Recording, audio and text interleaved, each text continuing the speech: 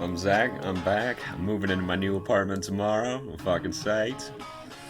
I'm gonna be setting up my fortune telling business there. I'm gonna be setting up everything there, really. All the things I'm gonna be selling, like the candles, the crystals, the books, the scriptures, the homemade stuff. It's gonna be fun. And I'm also setting up a little session room where people can jam and I can, do my sessions and all that fun stuff. So I'm pretty excited.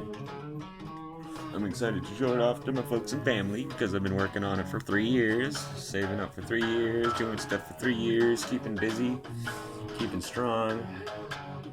There was a lot of times I just wanted to give up and sometimes did, like all of us do. But I got there, man. I remember a time when I would have preferred, a few summers ago, being in a tent and going to 900 degrees than staying in a house. And now it's all changed, and I'm gonna take my ex-chickie to court and get Lucas back, and it's like it's all coming together. It's perfect. I'm just glad I can share it with everybody, and I'll keep you updated on what's going on. I'm gonna post a link below eventually that will let you go to my website where you can sign up for the fortune telling. I do palm reading, face reading, astrology. I do chakras. I do healing, crystals, meditation sessions, yoga, and I'm going to stop smoking these fucking things because they're gross and get back into martial arts because I've been practicing quite a bit and I am really out of shape, so I need to fix that. Don't let this fool ya. I know it's delicious. I'm sorry, you can't have it. But we're gonna get somewhere, folks. What's up, guys? Zacharias here. I am a fortune teller, astrologer, interested in the occult and mystic. I'm a vlogger, and I'm here to bring you some interesting stuff. A lot of interesting stuff on the internet, and I'm gonna be making a website soon. I'm probably gonna make a link below eventually, but you can contact me. Say you need crystals, candles, books, certain where to find things. If you just are involved and interested and have questions, I hope to hear from many of the internet people soon. And I'm fucking weird, so I don't care about any of the judgment I get.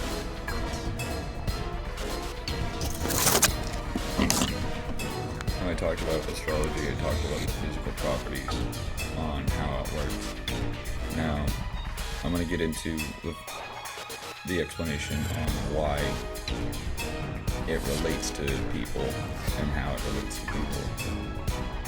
Last time I was talking about the magnetism and the way that the moon works and the way that various things influence various people in different ways, and that different planets and their physical qualities and their exothermic behaviors, meaning releases energy or heat, has an effect on the way that the universe works due to polarity, magnetism, and various other physics. So, what we have here is a special astrologer's protractor. I had to order this off of the internet. It had other connections too, but this is a map of longitude, latitude, and actually a three-dimensional type format. And it's not for astrology, but it is perfect for astrology because it is something that can create guidelines for atmospheric pressure and such.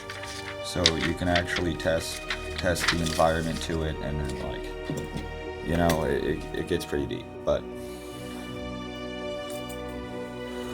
I also want to go through my books because it's always good to review something if you're a master of it, because most masters can remember the most complex stuff and then forget the basics, and that makes for a bad teacher.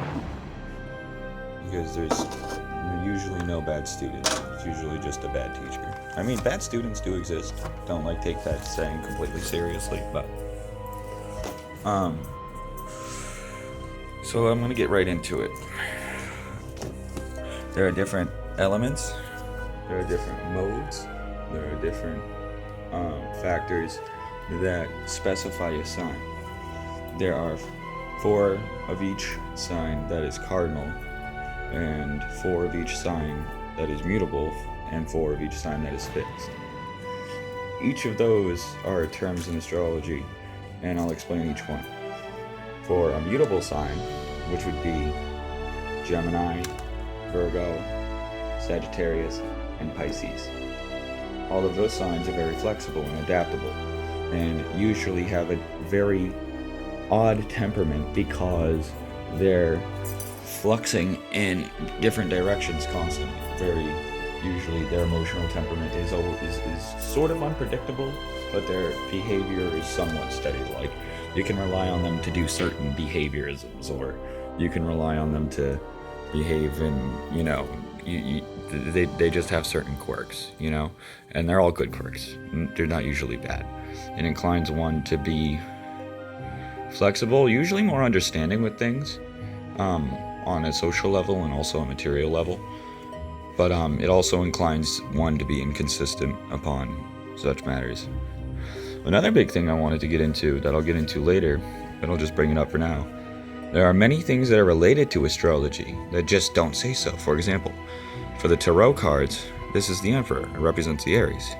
You can even see the symbol right there, and there's a ram sitting right next to him. So it's all in there, man. There's a lot of esoteric things, which means a lot of people know words, a lot of people don't know words. So I'm gonna explain some words. What that means is that it's either hidden or it's knowledge that's old and unknown, usually religious or cultural, I like philosophy a lot, so I usually turn to that. But for cardinal signs, they project their own personality onto their environment. Cardinal signs include Aries, Cancer, Capricorn, Capricorn, and there's one more, Libra. Yeah, actually Libra's before Capricorn, if you're doing it chronologically. For the last one, Fixed is someone, I didn't tell you what that last one was. Cardinal projects their own personality on their environment. What I didn't mention is that there are a mix between mutable and fixed. Mutable is the most flexible, very inconsistent. Fixed is the most consistent, usually dependable, stubborn, etc. Cardinal is an interesting, like I was saying, fixed. It's called fixed, like a fixed camera. It stays. It's an interpretation that represents something of a square, whereas it would be a triangle and mutable circle, because a lot of people forget that there's a lot of math involved in science. When you're looking up things like sacred geometry and such, which is a totally other topic for a totally other thing, Pythagoras and all that, but a lot of it is based off the fact that there's a certain projection in the physics in the atmosphere and the various transfers in the way that when the planets line up, their energy kind of bounces off each other, and even the angle of the air needs to be taken into account. So when you start to look into it, it's a lot deeper than what your sun sign is. Sun sign, moon sign, Mercury sign, a Venus sign, a Mars sign, a Jupiter sign, a Saturn sign, a Uranus sign, a Neptune sign, and a Pluto sign, in that order. Literally. Coming back with you.